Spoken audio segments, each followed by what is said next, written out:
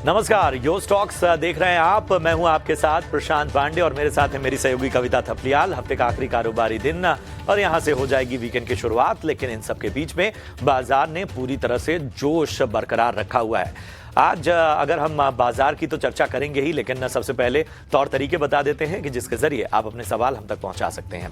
तो एक नंबर लगातार आपको स्क्रीन के एक हिस्से में फ्लैश होता हुआ नजर आएगा, हम टॉप पर भी फ्लैश करेंगे। इस पर व्हाट्सएप कीजिए, शो के दरमियान व्हाट्सएप कीजिए। शो से पहले आप कॉल करके भी हम तक संपर्क कर सकते हैं और व्हाट्सएप जब आप करेंगे तो हम आपको संपर्क करेंगे, आपसे आपकी कॉल लेंगे। और इसके साथ ही सोशल मीडिया पर आप अपने सवाल भेज सकते हैं, यूट्यूब पर लाइव भी अपने सवाल भेज सकते हैं। सबसे पहले अपने शहर का नाम लिखिए, उसके बाद किस स्टॉक पे आपका सवाल है ये बताइए, किस भाव पे लिया है, कितनी संख्या में लिया है, नजरिया जरूर आखिर में बताइए, शॉर्ट टर्म का या लॉन्ग टर्म का, जिसके जरिए हमारे एक्सपर्ट आपको बेहतर तरीके से राय दे सकते हैं। तो बाजार पर एक बार निगाह डालते हैं। तो हफ्ते के आखिरी कारोबारी दिन बाजार में साफ तौर पर जोश नजर आ रहा है। निफ्टी की अगर हम बात करें तो यहां लगभग 200 अंकों की तेजी हमें देखने को मिल रही है। 24,500 के पास इस वक्त है निफ्टी। बैंक निफ्टी की देखें तो यहां पर लगभग 400 अंकों से ज्यादा का उछाल देखने को मिल रहा है। 55,500 के पास इस वक्त बैंक निफ्टी नजर आता हुआ।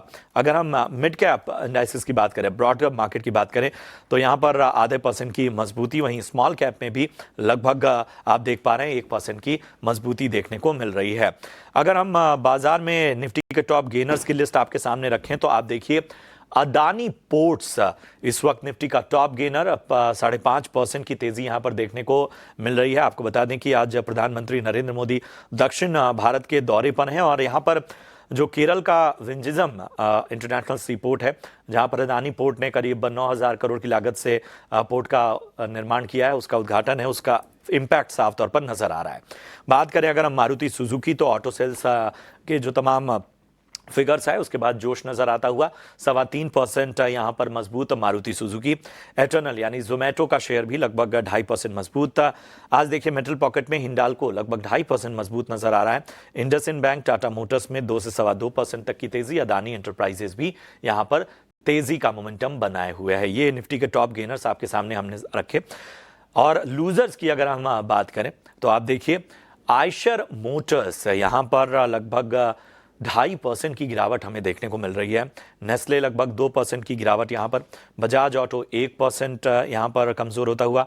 Titan, Bajaj Finserv, Shriram finance ये सभी आधे से 1% तक की गिरावट यहां पर नजर आ रही है। एडवांस डिक्लाइन रेशियो काफी शानदार है। 1755 शेयर इस वक्त ऐसे हैं जो कि हरे निशान में कारोबार कर रहे हैं और 773 शेयर ऐसे हैं जो कि लाल निशान में कारोबार करते हुए नजर आ रहे हैं। चलिए इन सबके बीच में मैं चर्चा में शामिल करूंगा हमारे साथ खास मेहमान को। हमारे साथ एडलिटिक.in के आदित्य अरोड़ा साहब जुड़ चुके हैं। Aditya, good morning. अच्छा लग रहा है, काफी वक्त बाद आपसे इस शो में मुलाकात हुई है। और सबसे पहले तो बाजार पे नजरिया दीजिए। पिछले दिनों जो हमने एक मुनाफा वसूली देखी थी वो तो एक्सपेक्टेड लाइन पे ही थी, जिस तरह की लगातार तेजी थी। अब यहां से बाजार की तेजी आपको कितनी टिकाऊ लग रही है? क्या कोई कंसर्न नजर आ रहा है आपको? Good morning Prashant ji, good morning Kavita ji. मुझे भी काफ़ी अच्छा लग रहा है, बहुत टाइम बाद हम ये शो की शुरुआत कर रहे हैं। और देखिए बाज़ार का मूड माहौल भी अच्छा है और आज बहुत दिन बाद फ्राइडे के सेल ऑफ के बाद एक अच्छी तेज़ी आज बाज़ार में देखने को मिल रही है। मुझे लगता है कि एफआई बैक्ड बाइंग है ये, आप अगर डेटा देखेंगे एफआई का तो काफ़ी बाइंग देखने को मिल रही है कैश मार्केट में, डेरिवेटिव मार्केट में। तो ओवरऑल स्ट्रक्चर जो है बाज़ार का अच्छा है और एक शानदार तेज़ी के बाद बाज़ार ने ज़्यादा अपने गेन्स को गिव अप नहीं किया है बट कंसोलिडेट किया है, जैसे कि एक नया बेस बाज़ार में एस्टैब्लिश हो सके और एक नई तेज़ी की शुरुआत हो सके। और आखिरी चीज़ ये है कि जो लार्ज कैप्स है बाज़ार के, जो हेवी वेट्स है जिनका मार्केट कैप बहुत ज़्यादा है, वहाँ पे तेज़ी देखने को मिल रही है। तो जब हेवी वेट्स हेवी लिफ्टिंग करते हैं बाज़ार की तो बाज़ार में एक स्ट्रक्चर जो है वो पॉजिटिव एस्टैब्लिश रहता है। तो ओवरऑल मुझे लगता है कि जो टेक्सचर है बाज़ार का काफ़ी पॉजिटिव है और तेज़ी में पार्टिसिपेट करना चाहिए। तो यहाँ पर तेज़ी में पार्टिसिपेट करने की आदित्य की सलाह है और इसी के साथ सवालों का सिलसिला भी शुरू करते हैं। आदित्य, हमारे साथ हैदराबाद से हमारे पहले दर्शक सत्या वेणी जुड़ गए हैं। नमस्कार, गुड मॉर्निंग, कैसे हैं आप? गुड मॉर्निंग जी, गुड मॉर्निंग। आयाम अच्छा है। अच्छा, बहुत बढ़िया सर। धन्यवाद अपने सवाल हमें भेजने के लिए। IRFC पर सवाल पूछना चाह रहे हैं आप? IRFC, I purchased IRFC Yeah. at 181 rupees, 900 number. 181. Okay. Yes, yes. Uh, Any other stock? TCS 90 numbers at 4110. Okay और आपका टाइम होराइजन कितना होगा दोनों में? टाइम हराइजन 1 ईयर जी।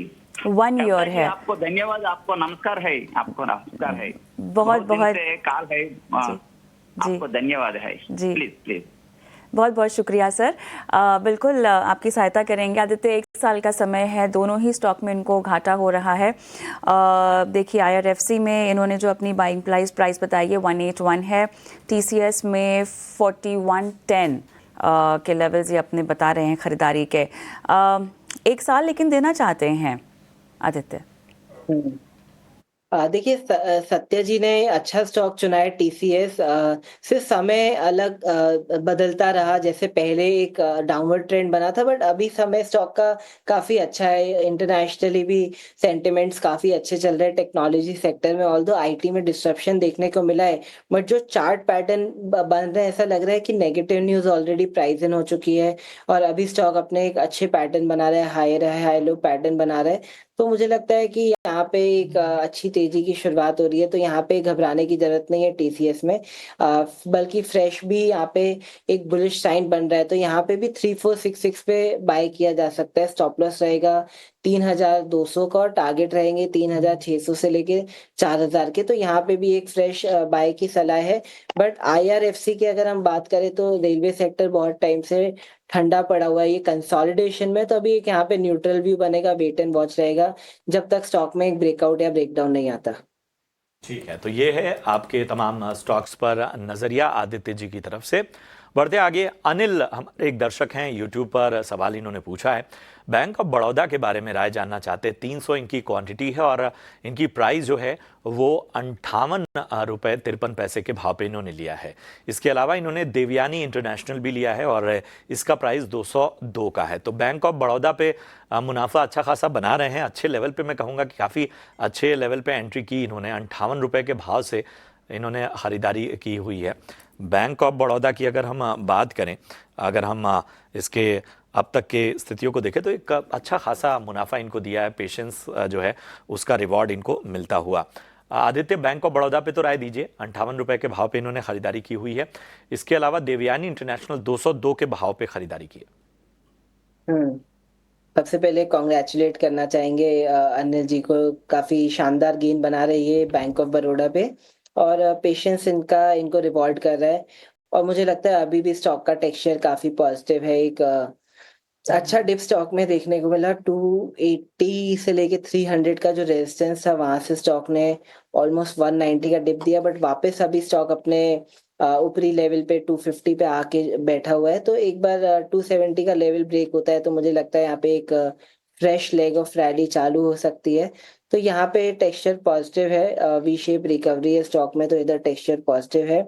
और दूसरा स्टॉक आप बता रहे थे देवयानी इंटरनेशनल, अगर हम ये स्टॉक के चार्ट देखें तो स्टॉक एक कंसोलिडेशन में स्टॉक है और अंटिल अनलेस इसमें ब्रेकआउट नहीं आता अबाउट 210, यहाँ पे थोड़ा सा वेट करना चाहिए कि कहाँ पे ज्यादा बाजी बन रही है, तेजी की साइड की मंदी की साइड। तो इधर व्यू न्यूट्रल है। आपने सलाह दी है। और इस बीच YouTube से हमारे दर्शक प्रमोद भोले ने सवाल भेजा है। आदित्य, जियो फाइनेंस इन्होंने खरीद रखा है 225 पर, लॉन्ग टर्म होराइजन है।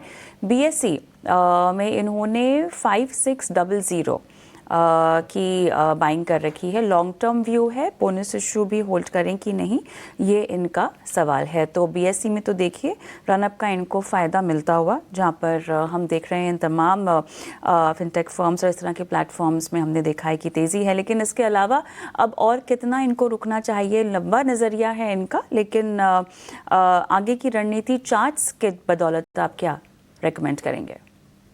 बिल्कुल, देखिए अगर BSE की बात करें तो स्टॉक में काफी अच्छा रनअप देखने को मिला। मार्च के लो से 3700 के लो से स्टॉक ने 6700 का वन वे मूव दिखाया। अभी मुझे लगता है कि ये स्टॉक थोड़ा सा ओवरहीटेड है और अपॉर्चुनिटी ढूंढनी चाहिए कि यहाँ पे ऊपर मुनाफा वसूली करने के लिए, क्योंकि स्टॉक का मेजर जो रेजिस्टेंस है वो 6,700 से लेके 7,000 का है, तो यहाँ पे एक सेलिंग प्रेशर अक्सर इस स्टॉक में बार-बार देखने को मिल रहा है। डिस्ट्रीब्यूशन के थोड़े बहुत इधर पैटर्न्स देखने को मिल रहे हैं। तो यहाँ पे थोड़ा बहुत हल्की की जा सकती है पोज़ीशन। और दूसरा स्टॉक आपने कौन-सा बताया? ठीक है, तो ये है राय आपको बीएसई लिमिटेड पर मिलती हुई। बढ़ते हैं आगे। अभिनव हमारे एक दर्शक हैं जिन्होंने यूट्यूब के जरिए अपना सवाल हम तक पहुंचाया है, और इनका जो सवाल है वो अदानी ग्रीन एनर्जी पे है। अदानी ग्रीन एनर्जी इन्होंने 972 के भाव पे खरीदारी की हुई है, लॉन्ग टर्म का नज़रिया लेकर चल रहे हैं। तो बताएं आदित्य, अदानी ग्रीन एनर्जी 972 की बाइंग के हिसाब से आप किस तरह का पोटेंशियल देखते हैं, लंबी अवधि का नज़रिया है? बिल्कुल, ये स्टॉक अगर आप देखेंगे तो इतने टाइम से कंसोलिडेट ही कर रहा है, बट जो ओवरऑल वॉल्यूम एक्यूमुलेशन है वो काफ़ी बेहतरीन है, तो इसको लॉन्ग टर्म के लिए होल्ड कर सकते हैं। यहाँ पे बस एक स्टॉप लॉस लगाना चाहिए 750 का रिस्क मैनेजमेंट के लिए। अदरवाइज़ इस स्टॉक में जो एक्यूमुलेशन देखने को मिल रहा है, लग रहा है कि नीचे के लेवल से स्टॉक में बाइंग देखने को मिल रही है, तो ओवरऑल इधर व्यू एक पॉजिटिव बनेगा। चलिए आदित्य, हमारे YouTube चैनल पर आपको बहुत सारे लोग लाइव देख रहे हैं इस वक्त और कुछ अपने सवाल भी पूछना चाहते हैं। रिद्धि गौर हमारी एक दर्शक है आदित्य, जो सवाल पूछ रही हैं। ONGC इन्होंने ख़रीदा हुआ है 260 पर। इनका नज़रिया ONGC में शॉर्ट टर्म का है, और अभी हालांकि हमने सवाल लिया NTPC ग्रीन पर भी इनका सवाल है 148 इन्होंने बाइंग कर रखी है, और ये भी इनका शॉर्ट टर्म नज़रिया है। ONGC एंड NTPC ग्रीन दोनों ही शॉर्ट टर्म। बिल्कुल, अगर ONGC का स्ट्रक्चर देखें तो इस स्टॉक का सपोर्ट है 235 का, और 235 से स्टॉक ने आज करीब-करीब 239 के आज लेवल्स अचीव करके स्टॉक ने एक बाउंस बैक भी दिया है। तो शॉर्ट टर्म में जिस हिसाब से पैटर्न बन रहे हैं, ऐसा लगता है कि बाय ऑन डिप्स का यहाँ पे एक ट्रेंड बना हुआ है, और मुझे लगता है कि शॉर्ट टर्म में स्टॉक अपने ऊपर के लेवल अचीव कर सकते हैं 250 से लेके 260। रिस्क मैनेजमेंट के लिए यहाँ पे 235 का स्टॉप लॉस मेंटेन करना चाहिए। और अगर हम दूसरे स्टॉक की बात करें एनटीपीसी ग्रीन की, तो ये स्टॉक थोड़ा-सा स्टैग्नेंट है और साइडवेज एक पैटर्न में चल रहा है। एक स्टॉप लॉस यहाँ पे फॉलो किया जा सकता है रिस्क मैनेजमेंट के लिए 97 का, और इसमें जो प्रॉपर मोमेंटम देखने को मिलेगा स्टॉक में, जहाँ पे एक अच्छी रफ्तार देखने को मिलेगी, वो 107 के ऊपर जब स्टॉक निकलता है तब देखने को मिल सकती है। तब हम फिर ऊपर के लेवल अचीव देखने को मिल सकते हैं 112 से लेके 120 के। तो यहाँ पे इम्पोर्टेंट ब्रेकआउट ज़ोन है 107 का, उसके ऊपर यहाँ पे नज़रिया पॉजिटिव बनेगा। ठीक है, तो यहाँ पर आपको सपोर्ट लेवल और अहम लेवल्स जहाँ से बेहतर नज़रिया बनता है वो भी आपको बता दिया गया। चलिए, इसके साथ ही अब एक खास सेगमेंट की ओर बढ़ेंगे और ये है ऑप्शंस के चैंपियन। इसके साथ ही अब एक खास सेगमेंट की ओर बढ़ेंगे और ये है ऑप्शंस के चैंपियन।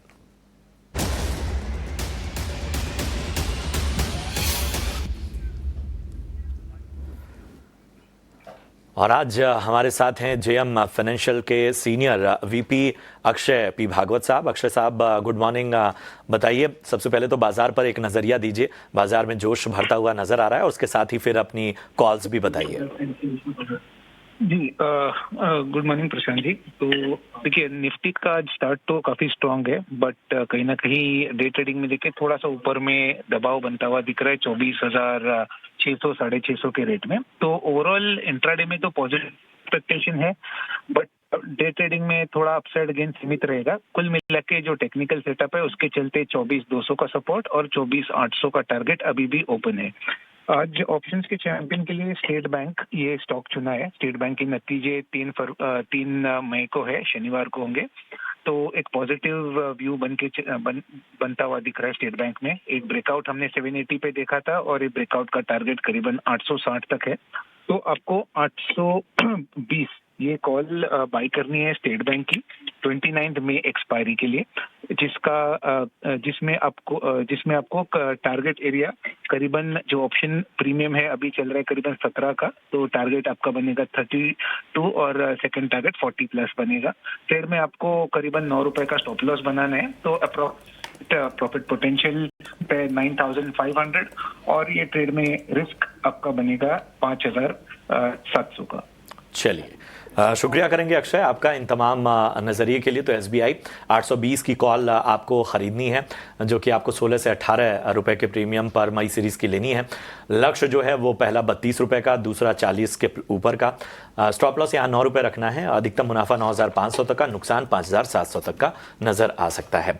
चलिए इसके साथ ही सेबी का स्टैंडर्ड रिस्क डिस्क्लोजर भी आपके लिए लेकर आते हैं। फ्यूचर और ऑप्शन ट्रेडिंग में 90% लोग नुकसान झेलते हैं, इसकी ओर इशारा करता हुआ, इसलिए अपने ट्रेडिंग को इनिशिएट करते वक्त सोच समझकर आगे बढ़ें और अपने वित्तीय सलाहकार यानी फाइनेंशियल एडवाइजर की सलाह जरूर लें। ऑलराइट, चलिए आगे बढ़ते हैं और एक बार फिर से दर्शकों से के सवाल शो में शामिल करते हैं। भूपेंद्र का सवाल यूट्यूब से है। आदित्य, इरेडा खरीदा हुआ है इन्होंने, 100 शेयर है 132 के भाव पर, और 1 साल रुकने का इनका नज़रिया है इसमें, और इसी पर आपसे सुझाव भी मांग रहे हैं। इरेडा, अगर आप इरेडा का चार्ट देखेंगे तो स्टॉक में एक अच्छा रनअप देखने को मिला। अभी जब बाजार में पैनिक था 140 से लेके स्टॉक ने दौड़ लगाई 182। अब एक थोड़ा सा प्राइस करेक्शन यहाँ पे देखने को मिल रहा है, बट ओवरऑल स्ट्रक्चर इस स्टॉक का पॉजिटिव है। यहाँ पे स्टॉप लॉस लगाना चाहिए 140 का, और ओवरऑल नजरिया स्टॉक में पॉजिटिव है। जैसे कि स्टॉक हाई लो पैटर्न बना रहा है, उस हिसाब से हम देख सकते हैं कि स्टॉक जल्दी दौड़ लगा सकता है 185 से लेके 190 की तरफ, और स्टॉप लॉस 140 का लेके चले रिस्क मैनेजमेंट के लिए। ठीक है, तो ये है इरेडा पर आपको राय मिलती हुई। कुसुम हमारी एक दर्शक हैं जिन्होंने यूट्यूब के जरिए अपना सवाल पूछा है। इन्होंने 50 शेयर लिए हुए हैं भारतीय एयरटेल के, और इनकी बाइंग प्राइस एक बार मैं बता देता हूं, 1860 रुपए इनका बाइंग प्राइस है। 2 से 3 महीने का नजरिया लेकर चल रही हैं। आदित्य, 1860 की इनकी बाइंग है और इनके भाव के हम देख रहे हैं कि इर्द गिर्द ही फिलहाल ये स्टॉक का। तो बताइए 2 से 3 महीने के नजरिए से भारतीय एयरटेल यहां से कैसा लगता है आपको? भारतीय एयरटेल में मुझे लगता है कि शॉर्ट टर्म में एक इधर अपसाइड अचीव हो चुका है, और स्टॉक अभी थोड़ा सा करेक्ट कर रहा है। आज भी स्टॉक थोड़ा सा हल्की सी प्रॉफिट बुकिंग देख रहा है, तो मुझे लगता है कि यहाँ पे एक न्यूट्रल नजरिया है, और ऊपर के लेवल पे थोड़ा मुनाफा वसूली का यहाँ पे विचार बना है, सेल ऑन राइज का विचार बना है। भारतीय एयरटेल में आपने सेल ऑन राइज की सलाह इनको दी है। कोई और क्षेत्र जहां पर अगर इनको बाइंग करनी है तो आप रिकमेंडेशन देंगे? देखिए, आईटी सेक्टर अच्छा लग रहा है। आईटी सेक्टर में अच्छा तेजी बहुत टाइम बाद बन रही है, तो मिड कैप आईटी स्पेस मुझे लगता है कि वहां पे एक अच्छा परफॉर्मेंस है। जैसे कि एम्फेसिस आज देख रहे स्टॉक में अच्छा बेहतरीन परफॉर्मेंस है, तो यहाँ पे एक पॉजिटिव नजरिया बन रहा है। स्टॉप लॉस यहाँ पे रखना चाहिए 2200 का, और यहाँ पे व्यू पॉजिटिव है। अमृता का सवाल लेंगे। लखनऊ से इन्होंने सवाल भेज रखा है, और टाटा मोटर्स में खरीदारी कर रखी है आदित्य 870 के भाव पर। ओके, देखिए यहाँ पे बहुत स्टीप करेक्शन देखने को मिला, बट अभी ये स्टॉक में एक टर्न अराउंड देखने को मिल रहा है, तो यहाँ पे एक पॉजिटिव नजरिया है। 657.80 में स्टॉप लॉस लगाना चाहिए 600 का, और टारगेट रहेंगे यहाँ पे 700 से लेके 720 का। तो यहाँ पे नजरिया पॉजिटिव है, ऐड भी कर सकते हैं और होल्ड भी कर सकते हैं। तो इन लेवल से आप होल्ड भी करना चाहें तो कर सकते हैं। यहाँ से आगे अब जो है वो टाटा मोटर्स में ज़्यादा चिंताएं नहीं हैं। चलिए बढ़ते हैं आगे। उदय सरकार का सवाल लेते हैं यूट्यूब के ज़रिए, और इनका सवाल REC पर है। इन्होंने REC के जो शेयर हैं वो 100 शेयर लिए हुए हैं, और 440 के भाव पे इन्होंने ख़रीदारी की हुई है। फ़िलहाल इनके भाव से थोड़ा ही नीचे है स्टॉक का।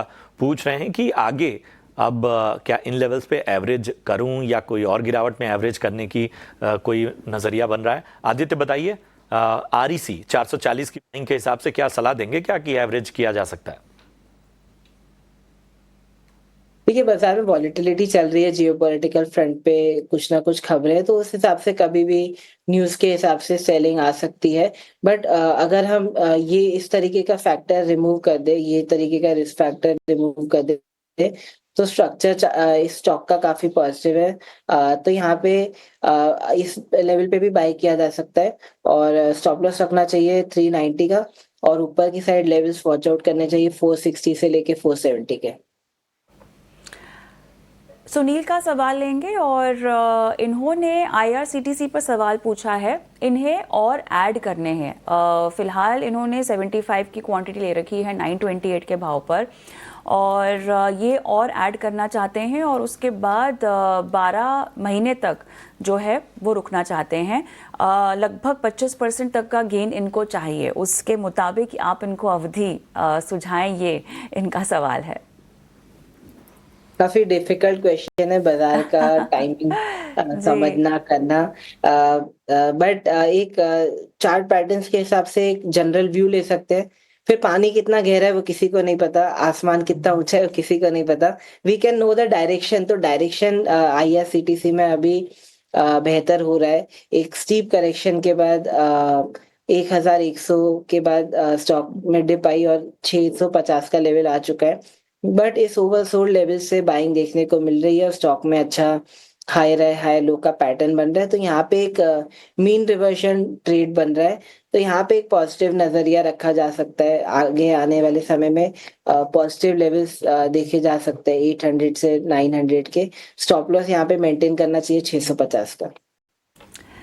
चलिए, 650 का स्टॉप लॉस आपको मेंटेन करने की सलाह दी जा रही है और इसी के साथ योर स्टॉक को भी हम यहीं समाप्त करते हैं। जाने से पहले आदित्य, आप कोई डिस्क्लेमर्स देना चाहेंगे? बिल्कुल, जो स्टॉक्स हमने डिस्कस किए उसमें मेरी कोई पर्सनल पोजीशन नहीं है, हो सकता है क्लाइंट्स को रिकमेंड किए। धन्यवाद, आपका समय दिया, तमाम सवालों के जवाब आपने दिए।